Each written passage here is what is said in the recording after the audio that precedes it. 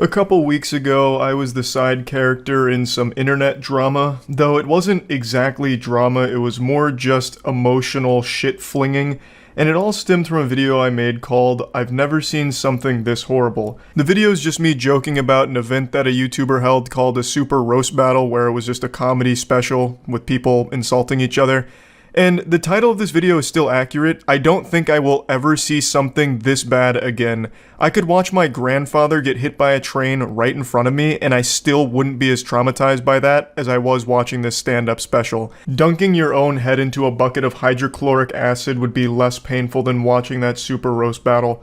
Being sentenced to the guillotine is more humane than being sentenced to watch that entire super roast battle segment. It's bad. It's horrible. And the video title still is 100% accurate.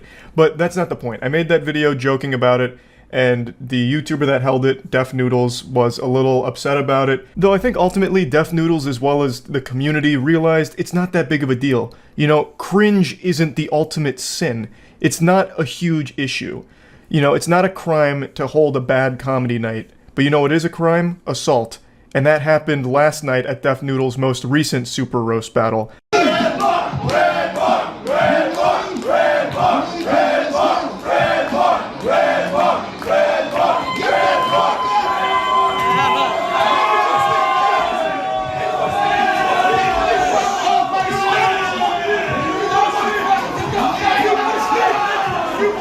At first I thought this was staged, because it looks like something straight out of the WWE. I was half expecting Stone Cold Steve Austin to come out with a beer and a chair and hit Def Noodles in the back with it. But it wasn't. This is as raw as it gets. Def Noodles truly did blast through the door like the Kool-Aid Man and shove this guy into the crowd. Now I don't know who the guy is on stage, and I also don't know what they're chanting. It's like a fucking Yanny and Laurel situation here. I really hear a bunch of different things. At first, I thought they were chanting ringworm.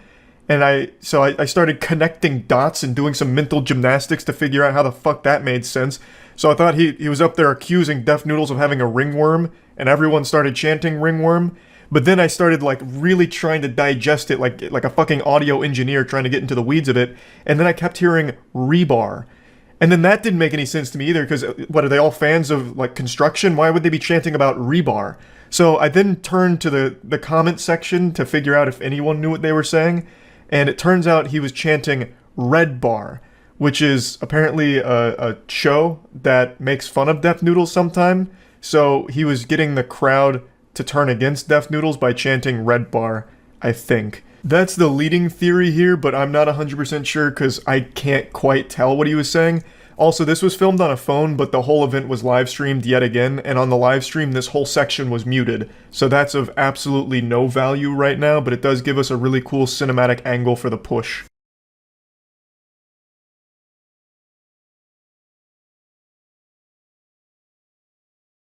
So we've got the bird's eye view here, and you can see there was a lot of power and anger behind that push on an unsuspecting guy on stage. Again, I don't know the history between this guy and Def Noodles, but apparently the reason he pushed him is because that guy, whose name is Salvo, went to the show to harass the crowd and interrupt the show. He also encourages fans to fight Def Noodles fans in the crowd. And Def Noodles retweeted that explanation with the truth. So if this account is to be believed, then the guy went there with the sole intention of causing a bit of a ruckus, a little pandemonium and chaos. Now, I think no matter what, it's a big overreaction from Def Noodles here. Unless, of course, there was an imminent threat where the guy was on stage talking about he's gonna start throwing hands with everyone in the front row or something, or making legitimate threats to the crowd. Couldn't tell you, but it does seem like a massive overreaction from Def Noodles here. He pushes him from behind and then hides behind his friends to keep the other guy off of him, which I think is pretty lame. If you're gonna start some shit, you gotta finish that shit. You know, it's like vegetables, you gotta finish your plate, you can't just take a bite. If you're gonna push this guy and he's ready to respond, now it's on you to employ the knight's honor, you know, the code of conduct. You have started this fight, now it is your time to engage in it. I don't like when someone does that and then immediately hides behind the muscle. So yeah, I do think that's pretty cowardly. However, I also don't think that this push is grounds for Def Noodles to be locked up, thrown in the slammer, or sued or anything.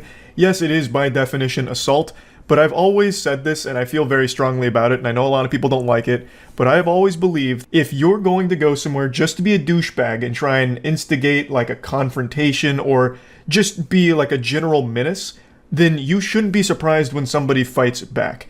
I've always said this about pranksters, for instance, where a prankster's main shtick is, I'm gonna go step on someone's nice shoes or, do something to actually, like, cause distress to someone else.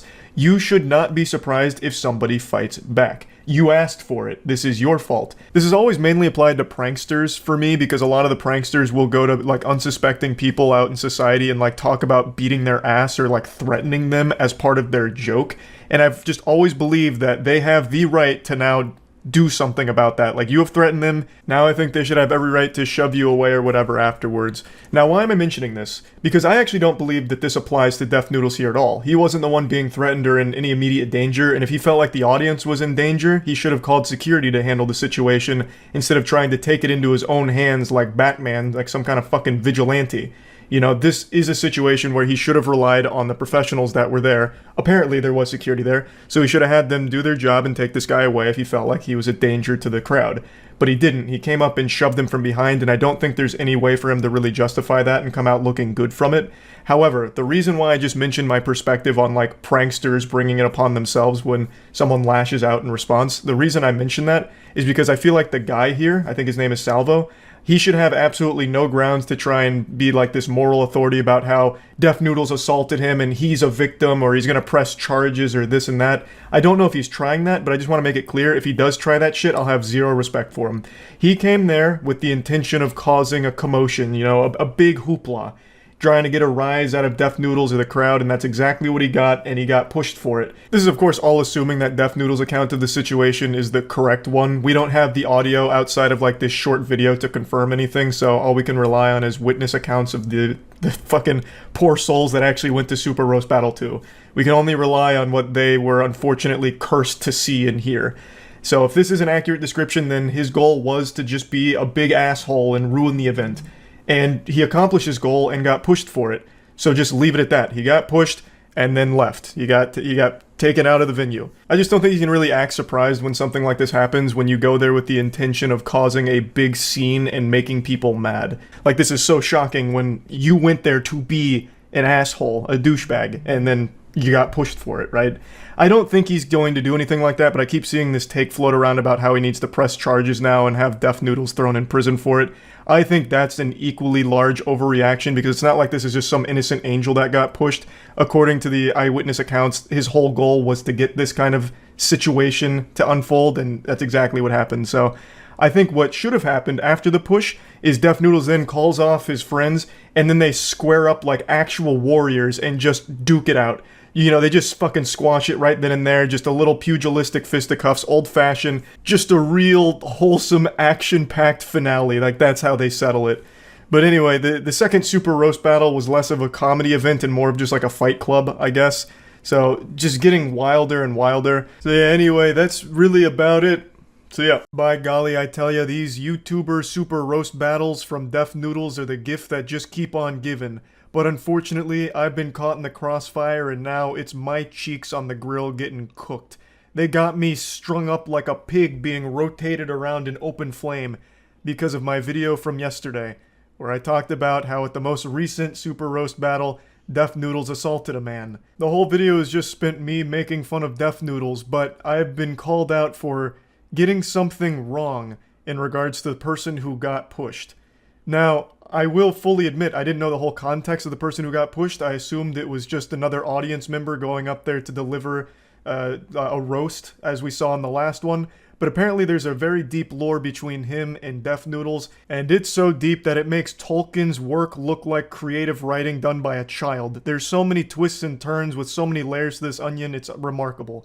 And I was called out by a couple YouTubers as well as Salvo, the person in the video himself, for not knowing this connection. And I take full responsibility for not researching this far enough. I just made the assumption that it was like the first Super Roast Battle where it was just random people that Def Noodles lured in here, probably with the false pretense that it was going to be a popular stream or something. I didn't know that there was anything deeper to it, and I'm sorry for that. I wish I did know that, though, because if I did, I would have made a lot more jokes about it. because apparently Def Noodles invited Salvo was the guy on the stage, invited him there to perform roasts. His whole thing was pull up or shut up. So Salvo said bet and pulled up. And in response to that, Def Noodles got so upset his blood was boiling, eyes rolled into the back of the skull, and he was overcome with the devil. So he lashed out and gave him like a hockey body check from behind, sending him off stage. Red mark, red mark, red mark, red mark. Now, after posting the video talking about it and giving my perspective, like I said, a couple YouTubers as well as Salvo himself didn't appreciate it, which confused me because the whole video is just making fun of Def Noodles and the event again, because it was yet another biblical catastrophe. Like, when the Lord flooded the world with 40 days and 40 nights of rain, that wasn't as apocalyptic as these awful super roast battles Def Noodles keeps hosting. So I was just making jokes about it again. So I didn't understand what people were so upset about. I even talked to Salvo Pancakes about it, and he explained that he believed that I was saying that his intention was to go there and cause a commotion. He thought that I portrayed him in the wrong way. And after he explained it, I totally understood where he was coming from, but that was never my intention, and I thought I made it really clear in the video, though maybe I missed the mark and did a poor job. I said multiple times there's no excuse for what Def Noodles did, but the part where I made my oops-a-daisy is when I was briefly talking about what Salvo's intentions possibly were with being there, and I was basing this off a series of tweets from audience members that were talking about what he was saying, as well as what his intentions were, giving their perspective on it, and I assumed since they were actually there in person, God rest their soul, I assumed that these were like an accurate description of the event, but I still always take these things with a grain of salt, so I didn't immediately accept that as like the full truth. I was just giving my take on, if these tweets are accurate, then here's my opinion on it, here's how I feel. I never meant to say like, this is 100% accurate and Salvo did these things and is 100% this person. I was just talking like, if these are accurate, this is how I feel, and I thought I, made that clear, but clearly I didn't, and that's my fault entirely to see and hear. So if this is an accurate description, then his goal was to just be a big asshole and ruin the event. You see, when I hear things like that, if this is a true description of the event, then the intention was to be an asshole, I hear it as, okay, so if these people are telling the truth, then the goal was to be an asshole, but it's based on entirely if this is accurate, which I never was saying it was.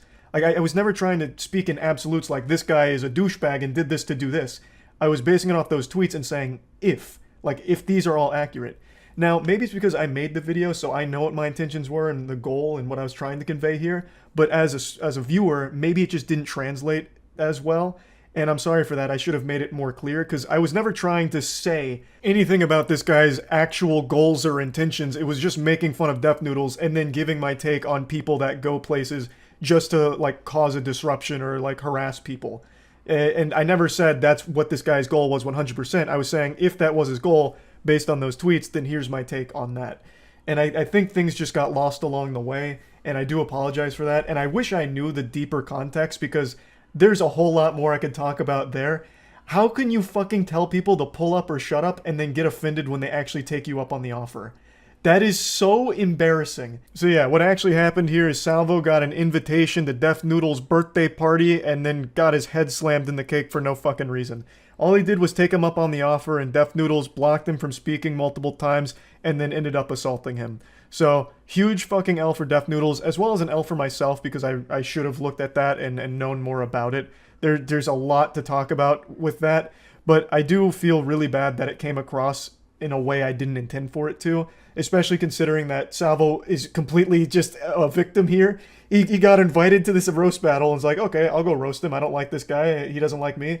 We'll hash it out like men, like scholars on the big stage, roast each other, and that'll settle it. But that's not what happened. Def Noodles then came out of nowhere and got real fucking pugilistic, just tossed him off stage for no reason.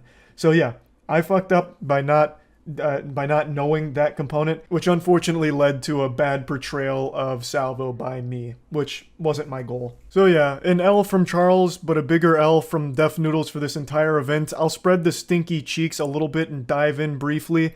It doesn't just stop at inviting him out and then pushing him. This whole thing was such a colossal fuck up. Just this whole thing top to bottom is a mess. It really feels like Def Noodles planned for a fight here. The second he knew Salvo was coming, he like battened down the hatches and sounded the air raid siren. and was ready to scrap, just turn it into like a smackdown, you know? So he tells him pull up or shut up, and Salvo actually does pull up, and Def Noodles clinched his fist like Arthur right before slugging DW and threw him off the stage because he was upset that he actually went. And not only that, he also got a drink thrown on him earlier in the night. I went deep on here. I wanted to make sure I understood everything now to be like the fucking all-omniscient authority on what happened at this Super Roast Battle. So yeah, Salvo also got a drink thrown on him earlier in the night. Also, Salvo's the one who brought the majority of the audience to this event. It seems like the reason people even showed up to begin with was for Salvo.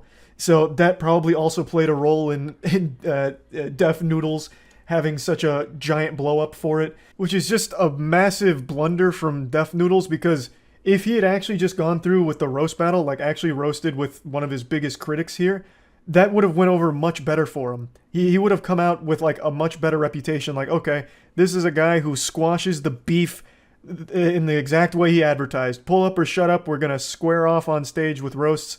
But he couldn't do it. He shied away. He fucking pussied out and instead shoved him. A guy who you invited there under the notion that it would just be like actual roasts back and forth. But instead it became like fucking trial by fire combat, which no one was expecting to happen. So I can't believe this shit keeps happening at these roast battles. I don't even know where the next one's going to be held. The next one might legitimately be held in some kind of underground octagon fight arena. You know, like you'll go from Def Noodle Super Roast battles to watching cockfights next door. Like, it just feels like it's just now become like a fighting circuit. It's crazy. It's just absolutely crazy. But again, overall, I just want to apologize to Salvo as well as anyone else that got the idea that I was trying to say something about him that I wasn't. I never meant to portray him in any negative way or try and explain what his intentions were. That wasn't the goal with the video. I was just joking about the event, and I made a mistake along the way. So hopefully that clears everything up, and how joyful it was to learn that this event went even worse than I thought it did. That's really about it. So yeah. I couldn't decide whether or not to make this video, so I did what I always do when I'm conflicted on a topic. I ate a peanut butter and honey sandwich. There's something about that just unlocks the full capacity of the human brain. It's like that pill from Limitless. So after my post-sandwich clarity, I did decide that this is worth talking about because I think there is a lesson to be learned here. Yesterday I posted this video, and it's me talking about a YouTuber event that was hosted where it was a roast battle, but there was no preparation. Everyone was a stranger. I'm also pretty sure it was everyone's first time on stage, so it just became this giant, unhinged, festering petri dish of concentrated cringe. And I was joking about it and talking about it. And today, the Frankenstein behind this monster, Def Noodles, the YouTuber who ran the event, responded to me and my take on it. And this is why I was so back and forth on whether or not to make this video, because I don't want this to be construed as some kind of personal attack or anything personal. Like I said when talking about the event, I don't really know Def Noodles. I don't hate him. I've only seen a couple of things on Twitter where he said or did some bad shit that people were dunking on him for, and I've seen this roast. That's my whole exposure to Def Noodles, so I don't have strong opinions on him. I was making jokes about the event as well as his set, but I don't know the guy very well. So I'm not just going to be insulting him or anything like that. This is going to be me talking about his response video, which I think is a very important lesson in how not to handle controversy. Today's video is a little bit different than usual. I think it's about time that I address the new allegations against me. It feels like it's only been a few days since I've had to make one of these videos addressing allegations, and yet here we are once again addressing more allegations. This is such a weird way of starting the video because I didn't make any allegations against him. I made jokes about the event and talked about it. The closest thing that came to an accusation from me, I guess, is when I compared the roast battle to an act of terrorism. Which, I think there's a good argument to be made there. This was so fucking bad. Obviously, I'm just goofing around. It's just such a weird way of framing this video because I didn't make any allegations against him. I also don't understand why he titled the video an apology to Moist Critical. He doesn't owe anyone an apology, least of all me. I fucking loved it. I thought it was delightful. But at the end of the day, it's not a big deal. He put on an event and it didn't go over super well with the majority of people, and that's fine. I just can't help myself. I can't keep my dick in my pants when it comes to creating problems and destroying my career. I just need to fuck it. My career. I need to fuck it up. I mean, I think it's important to note that this entire 10-minute video is sarcastic. The entire 10 minutes is spent in full sarcastic monologue like it's a high school drama club exercise. And I really don't see why he would think that's a good idea. And he started this video by saying this isn't the normal piece of content he makes, but it really has become the normal piece of content he makes. This is the third video in the last 8 days he's made talking about drama and like revolving around himself, like the controversy on Twitter or whatever. He's made 3 videos talking about it, and his audience is tired of it. You can see it in the comments section with so many of his fans just asking him to please stop doing this.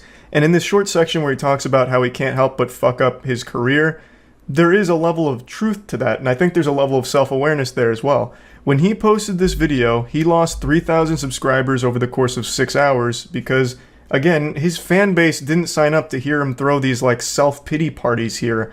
This isn't the content that they want, and he keeps talking about it over and over and over again. And he's making a big deal out of these things, but like, I don't know the other drama, but this is not an issue. You know, you put on an event, which is more than a lot of people will do, so you should be proud of that, and it just didn't go over super well, right? That's not a crime. You know, no one's saying that you should be thrown in the fucking slammer for it or anything like that. People were just laughing about it. The main takeaway here is impulsively making a video while emotional. And it's something I've done before too. Every YouTuber's made a video they regret, obviously. And I think that's what he's going through at the moment, where he's impulsively responding to things that are kind of non-issues, like me laughing at the roast, or people's response to the roast, or whatever the fuck is going on Twitter, and making a video about it, which is only further hurting him. Which it's like a cycle. And there just has to be this point where you say, like, okay, let me just step back from Twitter, which is the best thing you can ever do, you know, and I'll just, you know, handle it privately, as opposed to making everything a public spectacle, you know. There was drama on Twitter, and I'm just going to sit on it myself. I don't need to make a video talking about it, because if I do, people aren't going to want to hear it, and they might not like it. I did indeed get banned on Twitch after a gay comedian made a gay joke, and I got massive backlash for it on Twitter as a result. This part's a little disingenuous because he seems to believe he got banned because of people mass reporting him and having a big backlash about it. But that's not really the case. What happened is Def Noodles was roasting against another comedian, and she just randomly shouted a slur for no reason. There wasn't like a joke leading up to it. There wasn't like a punchline or any context to it. She just shouted a slur, which is against Twitch's rules. So whether or not people made a big fuss about it on Twitter wouldn't have mattered. He was going to get banned for that. Greatest crime that I committed was to have caused the great moist critical to cringe. I have unfortunately committed the most heinous sin a YouTuber can commit in their careers. This is again pretty disingenuous because I don't cringe. Sometimes my eyes just get itchy during very uncomfortable moments, and I'll have to, you know, stop and scratch them occasionally, but I'm just not built to cringe. I don't have that gene. After hearing out the entire internet and realizing that I committed the most heinous crime against humanity by putting on a show in my office and broadcasting it for free for anyone to see, the only way I could see this situation was with remorse. I am deeply apologetic for anyone out there who was traumatized by the free will to click on a video and watch it. This is exactly what I'm talking about. This is the tone for the whole video, basically, where it's, you had the free will, I'm sorry I provided you with free entertainment, man, how douchey of me to put on a free event on my own time to have some fun, I'm so sorry. Like that kind of thing. Why? Why make this sarcastic, salty video about it? No one's mad at you for putting on the event. I don't see anyone upset. Like, people had a great time laughing at it. Granted, that wasn't the effect you intended it to have, but even still, as a comedian, being able to roll with the punches is super important, but this is the opposite of rolling with the punches. This is like sarcastically punching back. I don't see why. The only people that would have any right to be upset with the event are the people that paid for it, and I haven't seen any of them complain, and from what you said in this video, they had a great time, so overall, it was successful. So then why be mad? Why make yet another video rolling around in your own personal drama and posting it on your channel? That is self-destructive. That is a downward spiral. Your audience doesn't want to keep seeing you do this. I don't want to see you making videos like this because it's just not a good look. I truly wish we lived in a dictatorial society so government officials could just rush into my building mid-show and have me immediately sent to the gulags for even attempting to do something of the sort. That is not the enough punishment for me. Honestly, I think the only appropriate response to the video that I chose to freely publish on the internet is death. I should go educate myself at the end of the barrel of a loaded shotgun. After all, the taste of bullets is the only thing that can truly educate a person to never commit a crime ever again. Hearing things like this is just deeply concerning, and I totally understand why his audience is really trying their best to get through to him that these kind of videos are alarming and very much driving them away from him and his content. It's just disturbing to hear these kind of extreme statements, and I truly hope that this is just part of his sarcastic persona that he's putting on for the video. Like, maybe it's some kind of parody, but I haven't seen anyone say anything even close to this. All people are saying is, man, that was pretty cringy. Which he himself says on stage, as well as the other people on stage also point out that it was cringy. So I don't know why he's blowing it up like this with statements like that. I really do hope it's just part of this over-the-top sarcastic persona that he's portraying here. Fully address the situation with Great Moist Critical. Mr. Moist. Anyway, Mr. Moist Critical, I thank you for your profound observations. I thank you for showing me the light. I will once again produce a super roast battle 2 weeks from now so we can wrong every right that was left unturned. Yeah, he concludes the video by announcing a second roast is right around the corner, which I'm pretty hype about. I'm marking the calendar. But yeah, I think the announcement could have been better saved for a piece of content that was more, not this. This is just a very long, sarcastic drama video that his audience doesn't want to keep seeing, and a lot of people will be turned off by. I, again, am not super familiar with Def Noodles, but I really am wishing him the best here because this doesn't seem like a healthy way of combating drama or controversy. So, yeah, that's really about it. So, yep. I haven't heard of video game drama this big since the whole Dream Minecraft speedrunning saga. What's happening with the Marvel Rivals $40,000 tournament situation is pretty bizarre. In a nutshell, there was a Marvel Rivals tournament with a $40,000 prize purse. There was a player by the name of Kingsman who really wanted to take this seriously, making a mention that this money would be very helpful to him as a college student.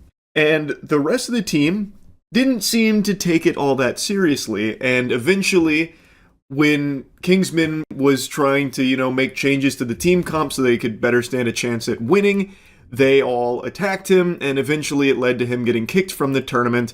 His team then went on to place second to last in the tournament. He dies. Okay, guys. Taste and point proven right now. Do you understand? No, it's well, you've been making me play of course I'm gonna How play. do you not see the problem right now? Wait, first of all, it's that ass Kingsman, shut the fuck up. Okay, bro. You're doing too much. Lucy's not even on Invis. Second of all, you're getting value because No. She shouldn't be dead. Yes. I'm getting value because I'm 1v6ing. Hulk isn't peeling for you, bro. Yes, Zaza is 0-5, but we won the point, bro. Why? Because they were hard. 4 people are dying here. That means 4 of their util, 4 of their resources are all spent on Zaza. I saw this a couple days ago and I was so confused why anyone would be joining a tournament if they didn't actually care about winning at all. So he is very clearly trying his best to help the team win. And they were talking about how toxic and annoying and insufferable he was, things like that, which eventually led to him getting kicked and being disrespectful, that kind of thing. From all the clips I've seen, he never made any personal attacks against anyone. He was never even overbearing or yelling and screaming. The closest he came was in this clip here where he's do you understand? Case in point, we should make a switch. This isn't working.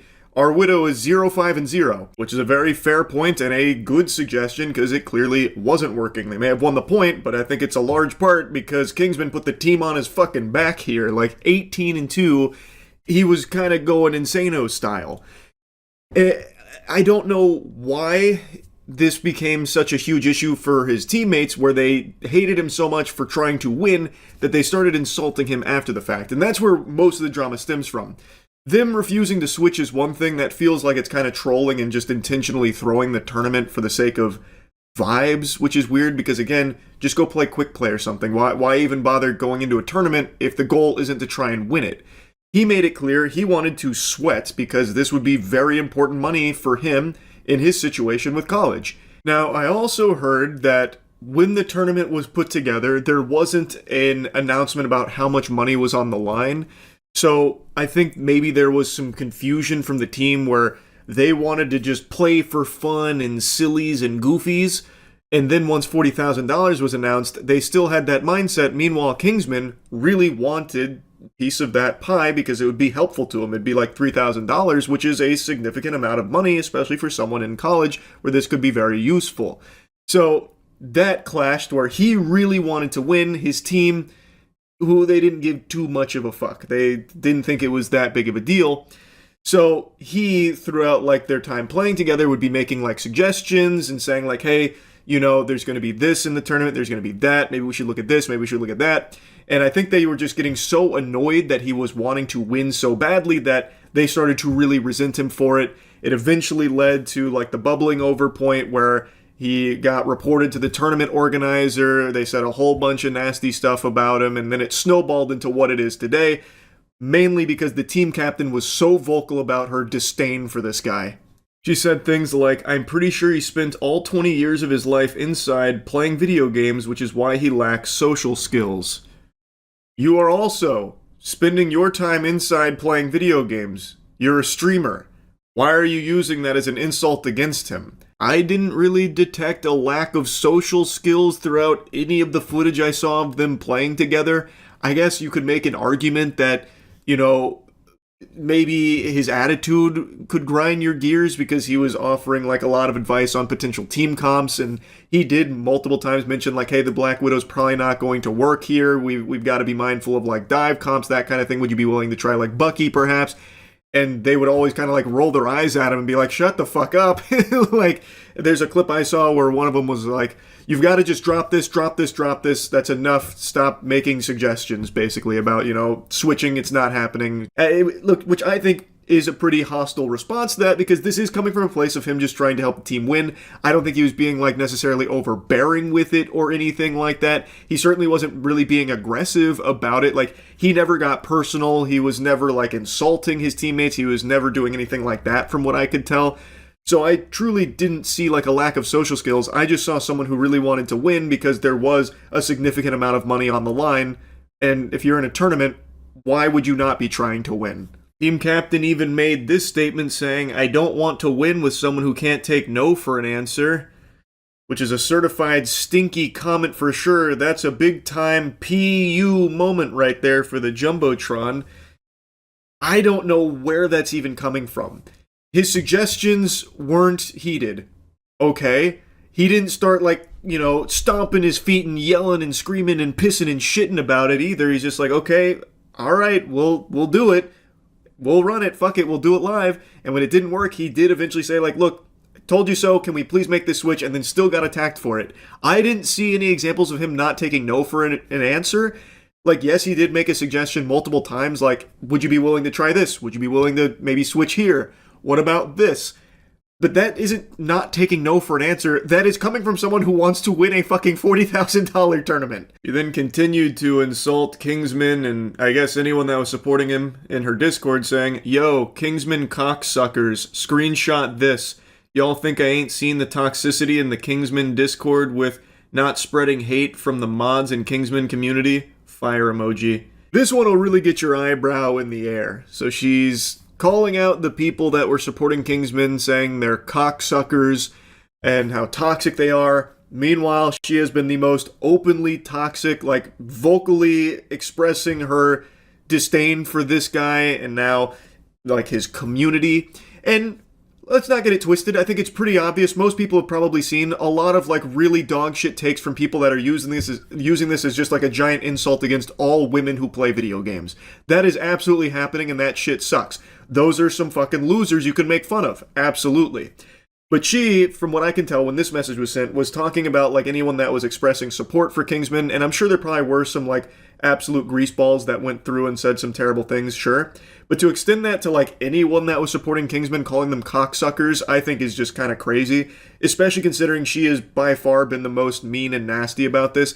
Kingsman, from what I saw from the clips that were during this time, he tried to like actively say like, hey, don't go harass anyone and don't be mean, you know, it is what it is at the end of the day.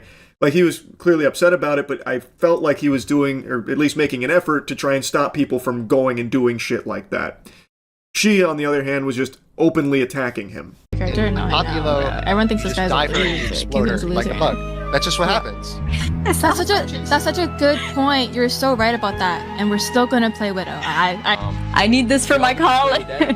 I need this for my college. I have about 6 or 7 more years. This is a clip I keep seeing spread around. That first clip is when he is explaining like why the Widow's not going to work, and they're like, oh, great point.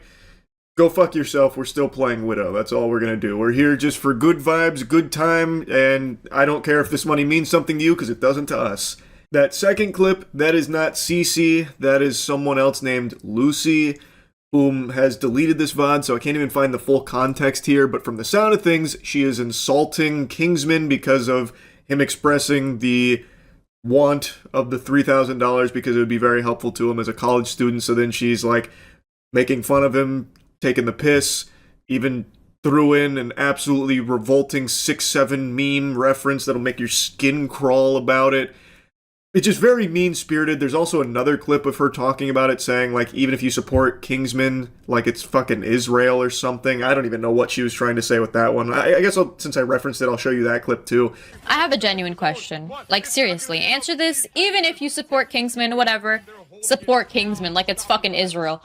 Anyways, whatever you have in your head, I have a genuine question. I think everyone has a genuine question after seeing that segment there. I don't know why she would be saying something like that with this.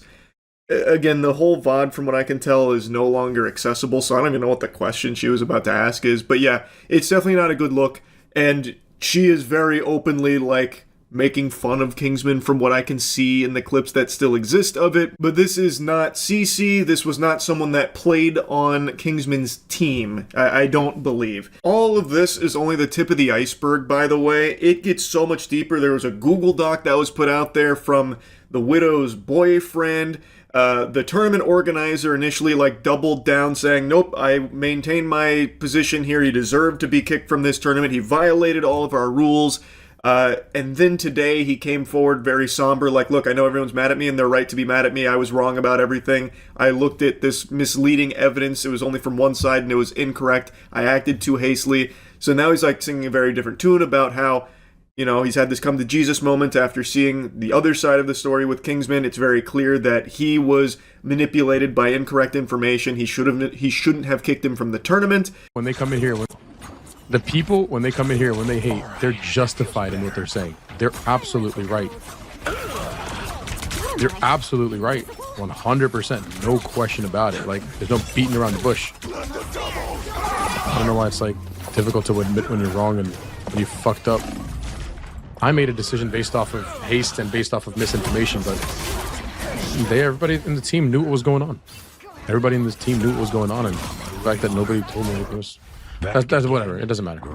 Also, Kaplunk, whom was the boyfriend in this story, is reaching out with an apology, saying that he went about it the wrong way and overstepped. Zaza, the Widow, told him to leave it alone, but he couldn't control his impulses. The demon had to be let out of the cage. Thus, he went in and started sending clips to the tournament organizer to kick him, the Google Doc, all that kind of stuff. And then finally, Cece, the team captain, the one who was by far the most openly hostile to Kingsman and anyone that was showing any level of support for him, came forward with an apology as well, saying, I'm sorry, I was going off the video and forgot to explicitly call this out. Earlier today, I woke up with 1,000 noties from the day before, and people had joined my server from Kingsman, having a panic attack, and I just started experiencing them. So in my freak out, I said Kingsman lacks social skills because he spends his time playing video games inside. I was angry and ended up lashing out at him lashing out at him instead of his community. I deeply regret it. I apologize for flinging another insult out. It shows I have terrible character, but I will be working on watching the words I say and getting help with my panic attacks.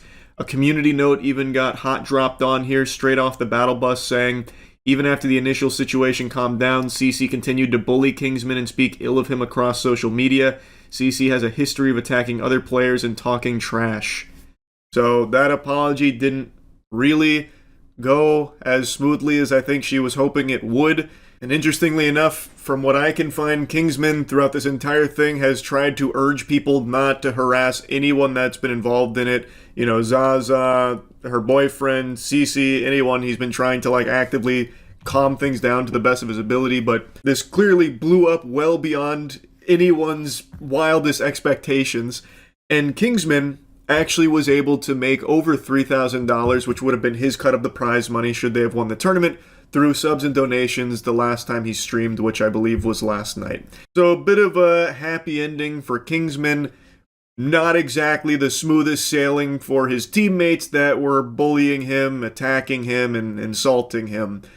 That hasn't worked out super well so far. Anyway, that's really about it. So, yep. Did Gunner make a video on that cologne? The, what was it? I forgot what it was called. He sent me a DM about it. It's a cologne by some goofball. Jesus, what was it called? It was called, Take Your Panties Off Scent? Scent of panties being off? What was it? Hold on. Oh my god. What is the name? Liquid Party Remover. There it is. LPR Liquid Party Remover. It's just... I don't even think I could show it on Twitch because he just has a bunch of, women shaking their ass and shit, saying that if you put on Liquid Party Remover, you're gonna get laid. It is so goofy. Gunner sent me that in a DM a week or so ago. I thought I saw him make a video on it, but maybe not yet. Oh, it's Liquid Panty Remover? He needs a different font. Is it Liquid Panty or Liquid Party Remover? I think it is Panty. God, his branding is trash. Jesus fucking Christ. It is Liquid Panty Remover. Why would you remove a party? Brother, I don't know. This guy's brain is fried by Trin and cologne. I don't know. I thought it was just a stupid name. Which it is. But I thought it was Liquid Party because the fucking cursive font he uses makes it seem like the N is an R because it doesn't fully finish. But yeah, it's Liquid Panty Remover. The party is only starting. True. Mobile game ad. No, he actually makes mobile game ads, but for his cologne. And with more ass. Actually, probably about the same ass as normal mobile game ads, to be fair. Called Liquid Panty Remover. You see what I mean? Does that not look like Liquid Party Remover? That looks just like Liquid Party Remover. 100 fucking %. You can see why I got confused.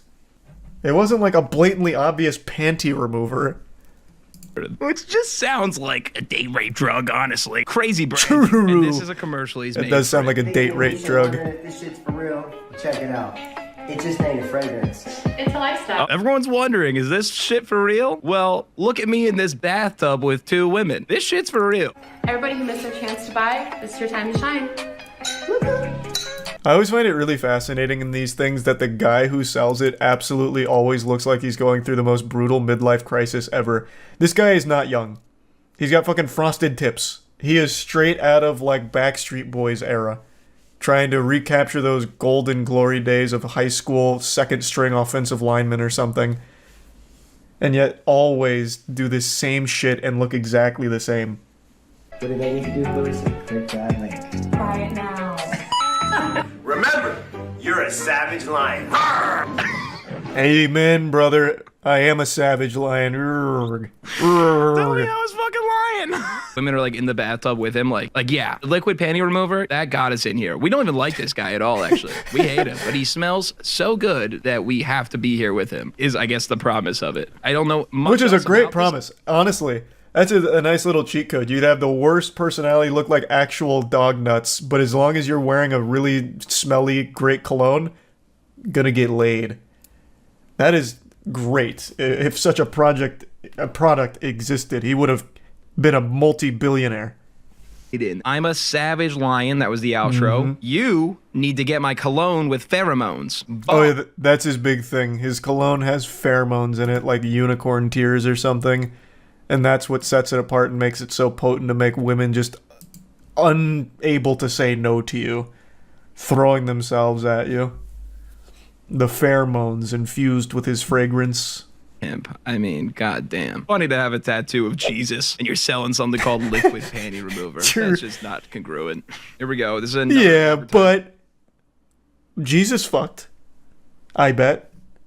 You won't find that in the good book, but I bet if you ask anyone from back in the day, they'll be like, yeah, that man laid pipe. So, I mean, I think it tracks. Think it was gonna work like this? I can't even go to the grocery store anymore. See? All I wanted to do was get some milk and some fried chicken. There you are. Can you please leave me We're trying to get milk and fried chicken. Why are you in the cleaning aisle? alone, random girl? Good point. You can't even get the continuity right. Do you see? I can tell you why, though. There was already somebody in that aisle. And he felt a little bit of shame. The women are fucking running into the window. I repeat, don't do it. You don't want these type of pros. How many girls did he hire? Click the link. Not enough. He should have had this like a World War Z situation where they just start like trampling each other, getting closer to the window until the pressure finally breaks it and it just shatters on Billy. That would have been ideal. That would have been fucking hype. Bad taste. If she don't like you, What a great shirt. remember, you're a savage lion. Okay, got it. So these are Fucking awesome tee though, brother. Do you think he wears this out in public? I bet he does. I don't even know why I'm asking. I know he does. Fucking epic. I bet all of the freshmen in college love when Billy comes over bringing in beer and a keg, doing keg stands with him. fuck else is going on here. It looks like he threw every graphic from PNG.com that they let him download for sex. This is ridiculous. Now this one's weird. And it's not enough. He like is replying to someone else. Daily Loud says famous adult film this is what I was actor talking Ron about. Jeremy committed to mental hospital. I didn't even know that. And then Billy responds with, Ron was a big fan of liquid panty remover cologne. Link. Which is amazing, by the way. So, for those that don't know, Ron Jeremy has like fucking 60 counts of rape. And a laundry list of other charges. He is a fucking massive sexual criminal. And Billy is so dumb that he thought this was like a good time to drop this ad saying that the rapist, the fucking rapist, is a big fan of liquid panty remover. You couldn't draw up worse PR for a brand. I'll make Ron fucking Jeremy the face of liquid panty remover. At least that was the idea. He's done this to a ton of other tweets though, but this one was a really special one. Man seems scarily self-aware in the goofiest way. Oh yeah, you'd be an idiot to think that he's not self-aware. He is self-aware to a degree. Like 100%.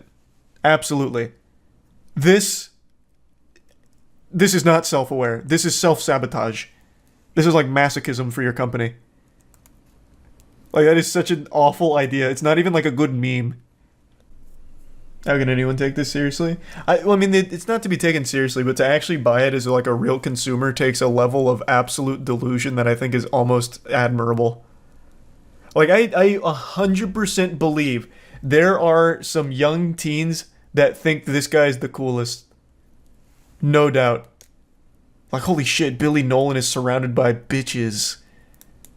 Yeah, no, they're not paid to be there. They probably just really love the smell of liquid panty remover on Billy Nolan. What if it actually smells good? It might, I don't know. I will say, you have to tremendously fuck up to make cologne or perfume smell bad. Hard disagree. I don't know, man. I've smelled 1,000 of these goddamn fragrances. When I was doing the Gwen Stefani vaginal candle, or Gwyneth Paltrow vagina candle and her orgasm candle, I got deep into that fragrance game from all those goofy fragrances people used to push. I've never smelled one where I was like, this is offensively bad. There's some that are too strong, but it's not like they smelled shitty, they were just too strong. Like, I never smelt one that was, like, offensively shit unless it planned to be. Like, there was one that was, what was it? Like, sewage and cigarettes or something? I don't know. It was a meme fragrance. It was meant to smell like shit. And it did. But I never smelt one that didn't try to be shitty that was bad. Axe spray? Even Axe, like, okay, Axe chocolate, I'll give you, is probably one of the worst fragrances that doesn't try to be shitty. I remember that one when I was a kid. I was even like, wow, it's gonna get me thrown out of school if I wear this. But like all the other Axe, they don't smell bad. They are just too strong. But you can't argue that because it is too strong, it is bad. I will give you that. I'm just talking about from like a pure aroma standpoint. It's not like the actual fragrance reminded me of like sewage and cigarettes, for example. According to his Wikipedia, Billy Nolan is single. I don't think the cologne works. Well, that's it working at maximal efficiency. He stays single by choice because he wants every woman on the planet. He's like that. He's like the villain from Kingsman, but instead of like that signal that gets sent to people's brain that makes them fight each other, he has a smell that gets into women's brains and makes them want to fuck him. So as he walks around, like women are just drawn to him, like in a cartoon where someone smells like an apple pie and they start like floating to it. That's Billy Nolan with the liquid panty remover. He can't afford to get attached. The other women would kill whoever he chose. True. He does it for their own safety. Like the guy from Black Widow. Actual Black Widow plotline, yeah. Spoiler, I guess. But the main villain, his superpower is he's stinky. He wears a cologne that makes it so they can't hurt him. Actually, yeah, that is literally the plot point. He wears a stinky cologne that's subtle. So when Black Widow's about to kill the main villain, she's like, "What? I can't kill him." And he's like, "That's because you smelled me." So he goes on to explain that he engineered a cologne that when smelt makes people unable to like do him harm. So the way she gets around it is she breaks her nose so she can't smell it anymore. It's so fucking bad. Over the last couple weeks, I've made a lot of content on internet controversies. I've kept my finger on the pulse of any type of online drama. Just been this adventurous little greasy goblin that's been glued to internet drama. And honestly, at this point, it's reaching like an addiction status. Kind of like a heroin addict fishing used needles out of a dumpster to get their fix. But in my case, the drug is something much harder than heroin. It's drama. It's like this crucial nutrient that my body's been craving, like a newborn baby lashing out for his mom to pop a tit out for milk to suckle. I'm getting carried away and it's getting weird. Point is, I've made a lot of content on this stuff, and I wanted to do a video today to follow up with some of the bigger stories that I've covered that at the time didn't have any closure. But now that the drama anime arc is starting to wind down a little bit, we're starting to reach the season finale to a lot of these things, so I'd like to give you where all of this is at, because a lot of it has very happy endings so far. Not all of it, but some of it. So let's just go ahead and get into it now. The first one I want to talk about is that massive Twitch injury, which I've made 2 videos on now because I find it to be a truly heinous situation. I'll give you the quick breakdown. Streamer by the name of Adriana Chechik went to TwitchCon at the Lenovo Intel booth where they had a foam pit and like gladiatorial combat thing where you push people off a pedestal into the foam pit. Unfortunately, it doesn't seem that the pit was set up properly and resulted in just a death trap. It actually just kind of feels like something out of Wile E. Coyote's playbook here where he paints like a tunnel on a rock hoping the Roadrunner will hit it. That's what they did with this foam pit. It was basically just a fake. It was like an illusion of cushioning. It seems like there was only 2 layers of foam blocks, so what ended up happening is a lot of people would fall in and get injured. Unfortunately, the worst injury was a life-changing one, suffered by Adriana Chechik. She jumped into the foam pit and broke her back in 2 different places, which of course needed multiple surgeries, all of which she's had now, including bone fusions. She had to like relearn to walk. It's been a wild journey for sure, but it seems she's making a solid recovery. She even had her first stream since this incident today. So I'll show you a quick clip from that. Breath, if you can't tell, I'm already out of breath. I get out of breath holding my phone, everything. But they did an amazing job. The stitches were inside because I'm a model. So I was like, can you do anything to hide the stitches? So the scar doesn't look, and I'm growing my armpit hair out, so don't judge me. But the scar looks really... So yeah, she's able to stand now. She even streamed for a little while, and it just looks like she's making a much quicker recovery than pretty much anyone expected, myself included. Back injuries are notorious for being lifelong, like chronic pain situations. I had like a slight boo-boo to my L4 at one point, and that shit lasted months. So I can only imagine like what this is going to look like for the future for her, but it really does seem like she's making a great recovery. A lot of people have been wondering if she's going to sue Twitch or Lenovo or Intel or anyone responsible for the injury, and unfortunately there's no new information there. I have to imagine she's at least considering it due to how expensive all of the medical treatments have been so far, as well as how much there's going to be down the line as well. So I guess we'll just have to wait and see there. But she did also reveal something super sad that resulted from this injury, even outside of the injury itself. And I'm just going to let this clip play. And then also, like, I don't care, everyone's going to know, but I was pregnant. And I didn't find out until I was in the hospital. So I also have, like, crazy hormones. I'm not pregnant anymore because of the surgery. I couldn't keep it. But my hormones are just also through the fucking roof because of that. Yeah, just a super sad development in that story there, unfortunately. Not much more can be said about the damage that's been done from the TwitchCon foam pit here. That has just been a true disaster. And anyone that went to the foam pit and survived should feel blessed, because goddamn. Now, not every story I want to follow up on today is Twitch-based, but this next one is. This is the Amaranth situation. This one seems to be having a happy conclusion. You'll remember not too long ago on stream, she left for a little while because her husband called and was yelling and screaming at her. During this argument, she unmuted because he had threatened to kill her dogs, and he said that on stream too for everyone to hear, and he just seems like an absolutely unhinged lunatic.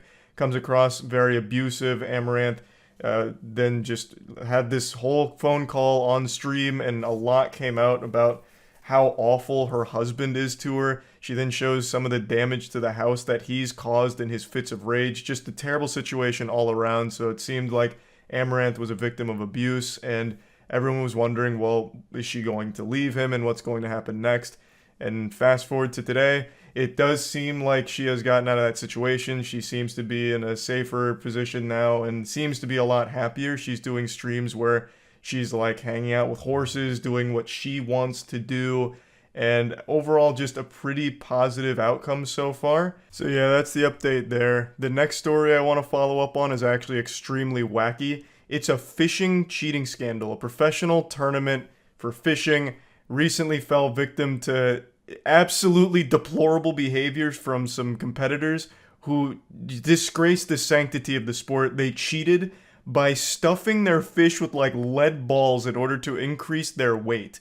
So what ended up happening is they swindled this tournament out of money, because in fishing, the more your fish weighs, the better you are in the standings. That's what you're being scored on. So they'd take their fish and they'd stuff it with the lead weights to make it weigh more, but they must have flown too close to the sun with this method, because eventually they checked and they cut the fish open and found the lead weights and caught them red-handed. You know, they noticed that this fish weighed a lot more than it appeared. You know, the fish is like the size of my fist, but it weighed like fucking 15 pounds. That fish must have been made out of goddamn tungsten. So they got suspicious, cut it open, and found out they were cheating. And they could have been cheating for far longer than this tournament. There's really no telling just how much they've actually cheated and how much they've scammed out of these tournaments. It could be like hundreds of thousands of dollars. And they get like boats for prizes sometimes too. Like, they could have made a pretty penny off of all of this cheating up until now. And now they're facing felony charges to which they're pleading not guilty. So Jacob and Chase are now being indicted by a grand jury on felonies of cheating, attempted grand theft, and possessing criminal tools, as well as a misdemeanor of unlawful ownership of wild animals. Getting a little more information on that, the unlawful ownership of wild animals refers to the raw fillets they had on their boat, which they were also stuffing the fish with, I believe, in order to increase their weight. So yeah, they stuffed these fish like a Christmas stocking. They fucking stuffed it like a Thanksgiving turkey. And now they're getting slapped around with some pretty serious charges that carry some potentially hefty results here. So these repercussions could be huge. We don't know how the trial is going to play out, but I thought this was a pretty interesting update to this story. Now, the next one I want to follow up on is kind of similar in this regard because it involves some people getting charged with some felonies. I made a video talking about that teacher that went around at like an elementary school and started scaring the 4-year-olds or 5-year-olds, however old the kids were, they're toddlers. She put on a mask and went around yelling and screaming in their face and shaking them around. It's a pretty cruel and disturbing thing to do because she'd just go around classroom to classroom shaking, yelling, and screaming in the kids' faces. The kids are crying their eyes out. At one point, one of the kids tries to run away in fear, but the teacher picks him up yelling and screaming and sets him down again and starts yelling and screaming at him again. It's pretty rough.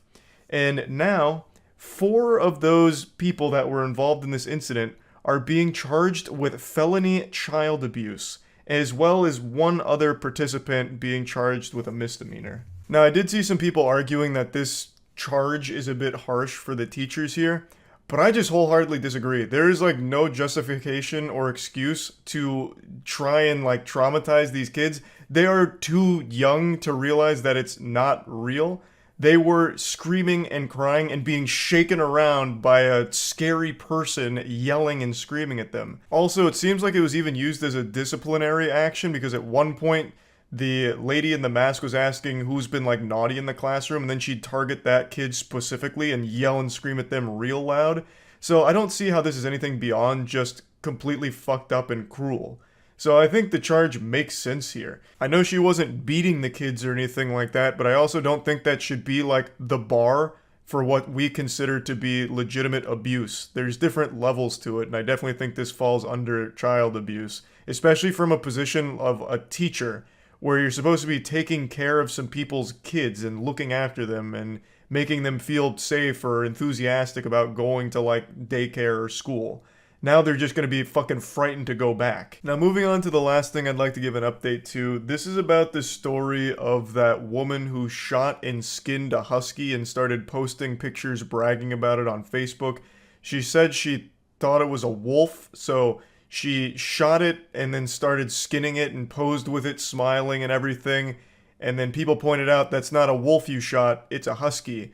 So then she doubled down saying, well, I thought it was a wolf, as if that makes it like okay or like makes you look less of a stupid asshole. But anyway, now she's being charged with a crime. That crime is animal cruelty, which she's going to have to face in court pretty soon.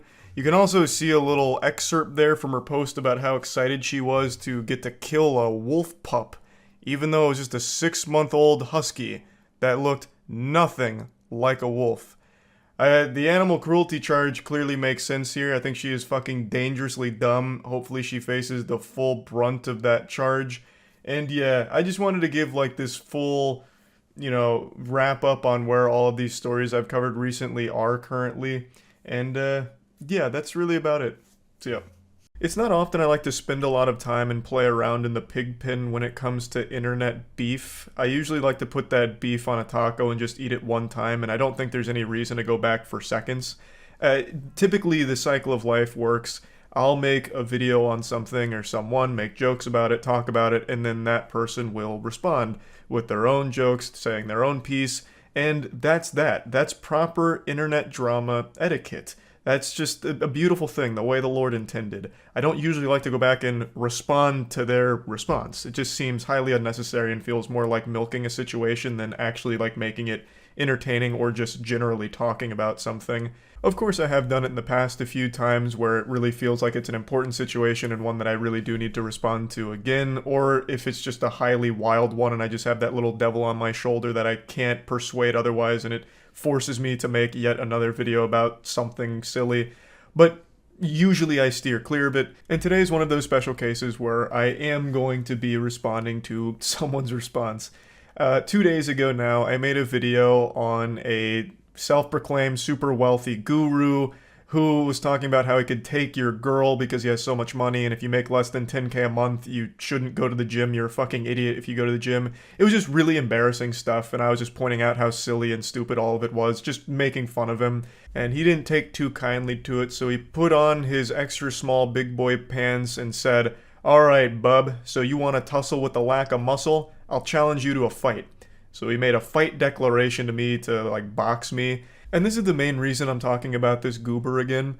When you challenge someone to a fight because they made jokes about you, I feel like you lose on the spot because all you're showing is that the jokes hurt your feelings. They got under your skin. So now you're coping with this defense mechanism of, I'll beat you in a fight because of what you said. And I feel like that's just the ultimate fucking L.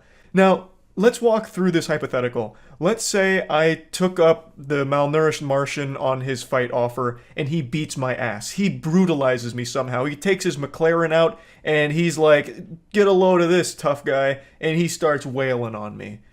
What does that change about everything I've said about him? It's all still the truth. All the jokes are still applicable.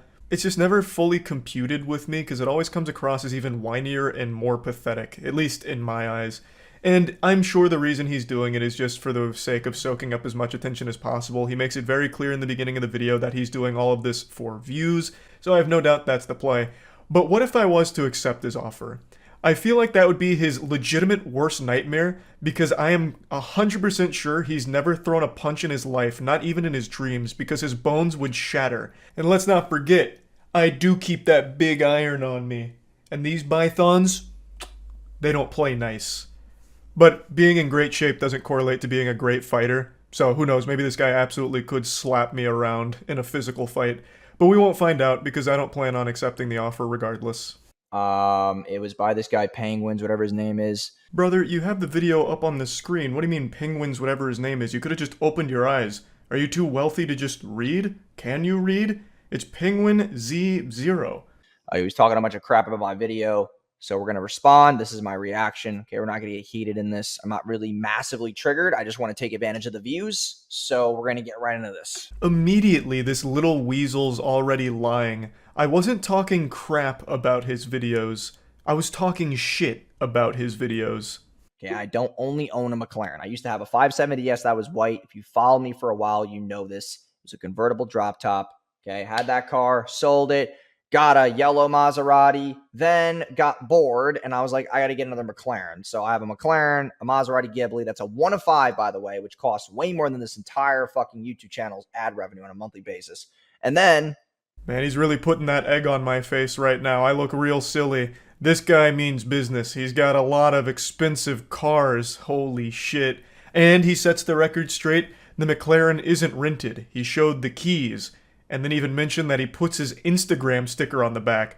So I'd prefer if he just rented it. You put your fucking Instagram handle as a sticker on the back of your McLaren, it's already worthless now. You've ruined it. I literally post this thing all around. I have my Instagram sticker on the back. People have seen the videos all over. You can't rent that every single day. Okay, so this part pisses me off because he says the name wrong like 8 times in a row. It's not McLaren, it's McLaren. Okay, so... that's how we know this guy doesn't really have a lot of status. He doesn't understand these things. Well, you can't argue with him there. That is a bulletproof case he's presented. I wasn't pronouncing it to his liking.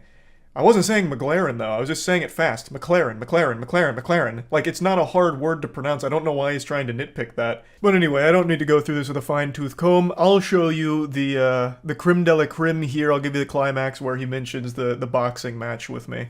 The funny part is that I don't need to be in shape. And you know what? I'm going to make this statement in the video. We should do a boxing match with him because he does not. I'll box this guy. I'll do something with him because I guarantee you he can't outrun me in a mile. Okay. I can still, to this very day, with the amount of times that I don't work out, I can still run a 6-minute mile, maybe 5.5-minute mile. Whoa, stand back. We got ace athlete out here who could beat me in a race, which he absolutely could. I have no doubt about that. I can count on 2 fingers the people I can beat in a foot race. 1, a toddler that hasn't learned to walk yet, so he can only crawl. And 2, a 90-year-old that's using a walker. Everything else is going to be a close match. Though I don't know what running has to do with boxing. The two don't really correlate. They're very different. But anyway, the boxing offer. This is what I'm saying. I find that to just be completely worthless. Like, that has nothing to do with anything I was saying at all. If I was making the claim that I could beat his ass, then that boxing challenge holds a lot of water. Then that holds a lot of weight. I was just making fun of him. I've just always said, like, if you challenge someone to a fight because they hurt your feelings, that's an embarrassing look for you. It'd be a very different story if I was the one instigating, like, oh man, this guy, I'd beat his ass all over the place. I'd beat him like a drum. Then him challenge me to a fight's like, okay, he's stepping up. Now, am I going to follow through on what I was saying? And then it's on me, and then I look like a bitch if I don't. And I feel like that's not a super hot take, because usually it's a fight fire with fire. So if you're getting insulted or you feel insulted because of the jokes, you insult back or make jokes back. And that's the accepted battle terms. For an example, Uwe Boll, terrible director, used to make a lot of awful films, but his big shtick that made him a legendary clown is he would challenge his harshest critics to boxing matches. Critics that insulted his movies, he would challenge to a boxing match, and he became an absolute laughingstock, even though somebody once accepted it and lost. Uwe Boll was still the bigger joke, and in fact was even a larger joke after winning against this critic. He didn't look tougher, he looked even stupider. It's just one of those things where when you get offended and your defense is, I'll fight you for it, I just feel like it's a bad look. If I don't go to the gym, that doesn't mean I'm insecure. It means that I'm actually more confident in my body. I'm very talented in other areas. I don't need to have big muscles to be good or athletic at things, right? A lot of the things that we challenge ourselves with that we think that we can't achieve are all up here. It really has not a lot to do with physical. I'm a marketer. I don't need to be massively fit, okay? I like to have all my stuff up here. Doesn't mean I have to go to the gym and be this muscle maniac. That this everybody has their own preference. I think that it's a waste of time. I think it's mounds of insecurity. This is the section where I was talking about his shaming of people that go to the gym and calling them fucking idiots for it. So he's immediately going off the rails into like lecture douchebag mode where he's like, well, actually, a lot of the obstacles that you encounter are mental, not physical. Like, that has nothing to do with anything right now. You're fighting some fucking ghosts. That doesn't matter. The whole point was, I even mentioned, if you're confident in your body, that's great. Why are you shaming people that want to look different than you do? You shitting on people who go to the gym, insinuating that they're poor and have no right to be there unless they're making more than $10,000 a month, comes across as bitter, delusional, and insecure. And for some reason, he tries to flip that around by saying, well, no, actually, going to the gym portrays insecurity. Like, the delusion is almost impressive. You're not even making any good points here. You're not even defending your stance very well. No one's forcing you to go to the gym. No one's twisting your arm like, hey, listen, Buster, get your ass in the gym. You don't have to. No one's making you. But why are you shitting on people that do? It's not a waste of time at all. It's not even a huge time commitment to get in good shape. An hour a day and then changing your diet around to make your health better? Like, it's not even this huge detriment that's going to lead to them being broke or anything. It's just absolute nonsense from a guy who I'm certain has never picked up anything heavy in his life. Because if you look at a person who lifts and a person who doesn't lift but has a lot of skill sets and has high intellect, the guy with a lot of intellect, with a lot of path and purpose and skill sets, it's going to win. Just because you can lift things doesn't mean you're smart. It just means that you can just lift shit. I mean, it's like... So much useless drivel and cope for why he doesn't lift. You can do both here, dummy. You can lift and still be highly intellectual, even if being in great shape isn't necessary for the skill set for your career path. It's still probably worth doing because it's not a massive time investment for it. Lifting occasionally and eating better is not somehow going to ruin your chance of success and lead to you being broke and unable to find a career path that makes more than 10K a month or whatever the fuck you're talking about. This is just all mental gymnastics to justify you personally not wanting to go to the gym. Just don't. But I don't understand the point in shitting in people who do. It's just so weird. There's no excuse to why you can't make 10K a month. And honestly, life doesn't really start until $30,000 a month. I make a bunch of videos about this. I know a lot of people think this guy is rage baiting or playing a character, but I have good reason to believe that he is completely genuine. From everything I've seen from him, this really does seem to be the way he views the world. He proudly proclaims that life doesn't start till you're making 30K a month, and that there's absolutely no excuse for somehow making less than 10K a month. This is a guy who lost touch with reality long, long ago. It's not what I'm talking about as far as protect. It's not about the physicality. It's about the fact of the matter that she needs to feel safe and protected in a nice home with a good financial situation, be able to raise kids and be able to go out with her friends and still be the woman that she wants to be and have her own path and purpose. It's not about the physicality, okay? And also, if you make enough money, you get a security team, okay? Now, I don't have one, but all I'm saying there is that you use money to give you extra freedoms. So he made a point to say that if you're not making 6 figures a year, you need to break up with your girlfriend right now because he'll probably fucking steal her from you because he has more money, which means he can protect her and provide for her better than you can. He explains that the protecting thing wasn't about physicality, like physically being able to defend her from harm. It was being able to give her like a big house and shelter and financial freedom to spend money to go out with her friends and raise a kid. Now, I live in the real world where you don't need six figures to be able to provide a safe household like that to afford those kind of good things. But he's out there in fucking Narnia, Fantasyland, where apparently you need six figures for that. But regardless, what really stands out to me is his last claim, where when you're making a lot of money, you get a security team. That was a huge red flag. That sounded the alarms, the sirens blared that this guy is most likely a fraud and pretending he is fake. We, at our warehouse, actually did look into hiring a full-time security team for the property. It is an outrageous expense.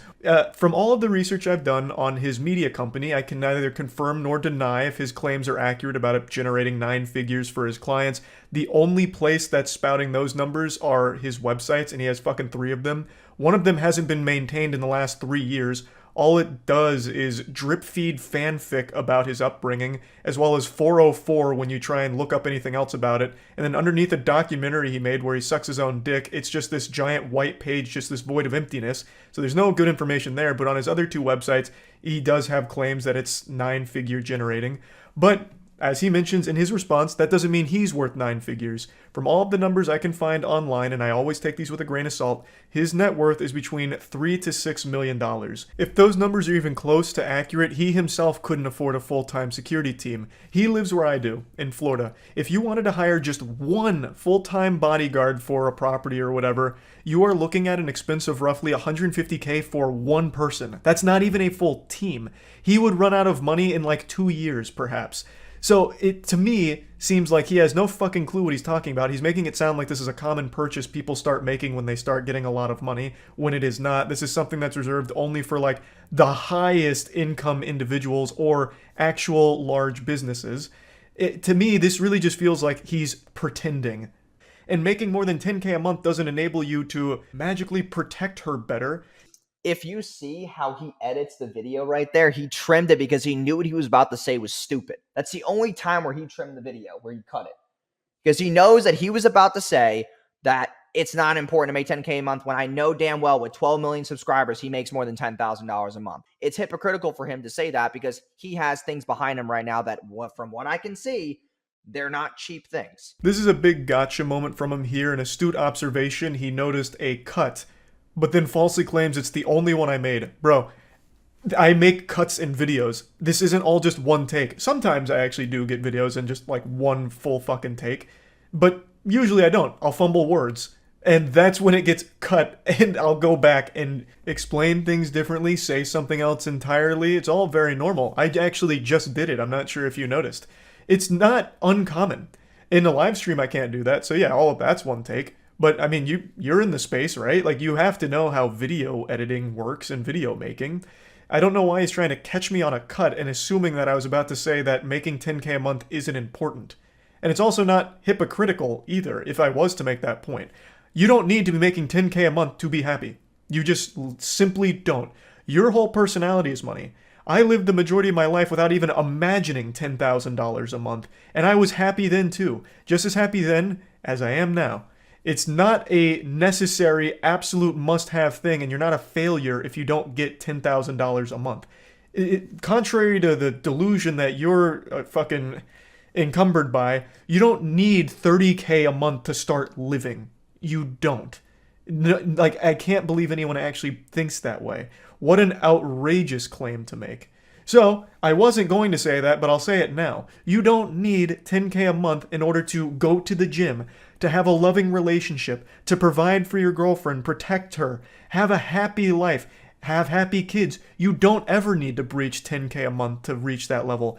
It's not a bad spot. I don't need a massive house with 18 fucking bedrooms with nobody to vacate them. That's a stupid financial investment, okay? The car is not, because the car is for marketing. The car is something I enjoy. Houses are stationary. They don't move. Cars move, and I have fun with the wind in my face. Finally, something reasonable here. I pointed out that his house tour is a very nice spot, but it's not a mega mansion, which confused me because he's all about flexing his cars, for example. And he defended it by saying that it's a nice spot, but he doesn't need a big house. He doesn't want a huge mansion. It'd be a bad investment for him financially. He doesn't want a lot of eyes on him. And all of that makes sense. Completely agree. You don't need a huge house or anything like that.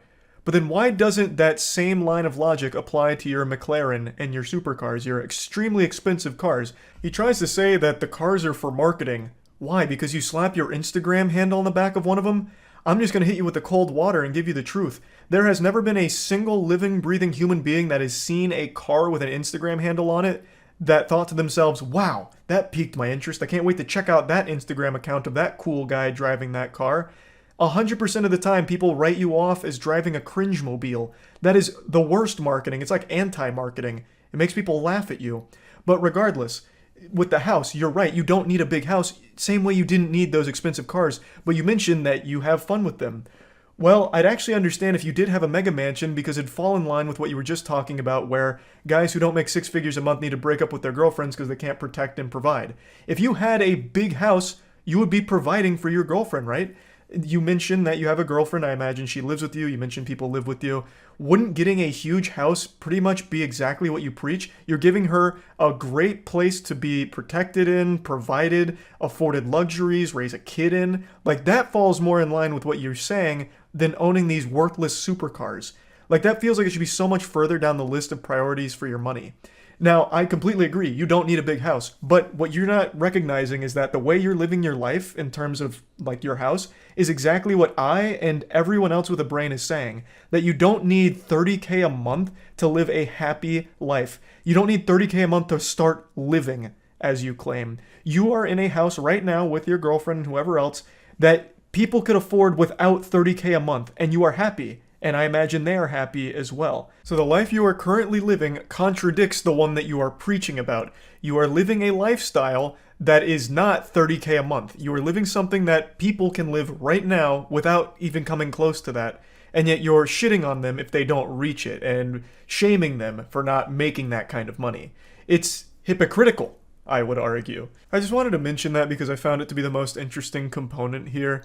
I ended up going through more of the video here than I planned on. I just found the whole thing to be just kind of fascinating in a way, so I just wanted to talk about it a little bit, and that's about it. See ya.